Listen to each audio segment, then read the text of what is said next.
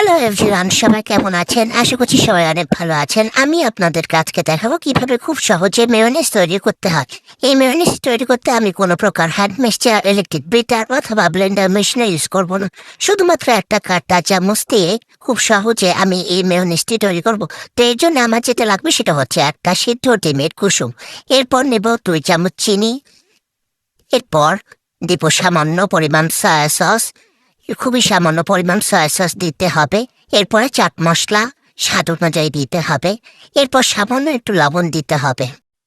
এরপর আমি এখানে সামান্য পরিমাণে তেল দিব। আমি এখানে সরিষার তেল অ্যাড করেছি, আপনারা চাইলে সয়াবিন তেলটাও দিতে পারেন। এবং দিব সামান্য পরিমাণে জিরা গুঁড়া, সামান্য পরিমাণে মরিচ গুঁড়া এবং একটু সামান্য পরিমাণে মশলা গুঁড়ো এবং দিব সামান্য পরিমাণে গুঁড়াটুর তো প্রয়োজন মতো দিবেন যতটুকু লাগে। এরপর দিব চিলি সস। তো সবগুলো মিশ্রণ একসাথে করে সুন্দর করে কাঁটা চামচ দিয়ে নাড়তে হবে, ক্রমাগত নাড়তে হবে। কোনো রকম দলা বা দানা যেন না থাকে এমন করে মিহি করতে হবে, সুন্দর করে ক্রমাগত নাড়তে হবে, খুব প্রয়োজনে নাড়তে হবে।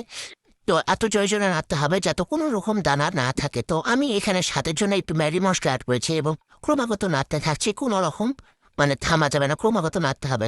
নাড়তে নাড়তে আমার হাতটা প্রায় ব্যাটাত হয়ে গেছে, তারপর থামিয়ে নিতে কত সুন্দর হয়েছে। এরকম মসৃণ হতে হবে এবং মিহি হতে হবে। তো নাড়তেই থাকতে হবে ক্রমাগত, খুব সুন্দর করে এভাবে ক্রমাগত নাড়তে হবে যেন কোনো রকম দানা বা দলা না থাকে। তো যতক্ষণ দলা না থাকবে ততক্ষণ পর্যন্ত নেড়ে যেতে হবে, ঠিক এভাবে নাড়তে হবে। তো এভাবে ক্রমাগত নাড়তে থাকতে হবে, একদম মিহি করতে হবে, কোনো দলা থাকা যাবে না। দেখুন আমি নাড়তে নাড়তে একদম মসৃণ করে ফেলেছি, খুব দ্রুত নাড়তে হবে। তো প্রায় আমার হাতটা ব্যথা হয়ে গেছে নাড়তে নাড়তে, এরকম অবস্থা।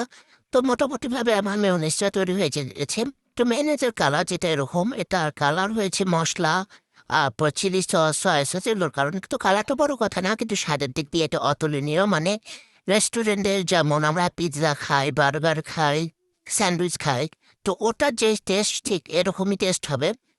টেস্টটা অতুলনীয়, জাস্ট একদম ওয়াও, ইয়াম্মি। তো এখানে স্যান্ডউইচ তৈরি করার জন্য আমি একটা ব্রেড নিয়েছি, ব্রেডের উপর মেয়োনিজটা ম্যাশ করে দিচ্ছি।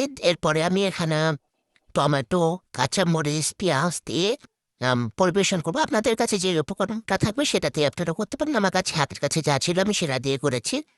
তো এবার স্যান্ডউইচটা আমার তৈরি করা হয়ে গেছে। আমি এখন এটাকে রেডি করে ফেললাম, পরিবেশন করে ফেললাম। এখন জাস্ট কাটার পালা, ট্রায়াঙ্গেল সাইজে কাটবো। তো ট্রায়াঙ্গেল সাইজে কাটা হয়েছে, যাই হোক একটা ভাইব্রেশন শুরু হয়েছে। এখন টেস্ট করার পালা। টেস্ট করে আমি তো জাস্ট কি বলবো, ফিদা হয়ে গেছি। এত পরিমাণ ইয়াম্মি বলে বোঝানো যাবে না।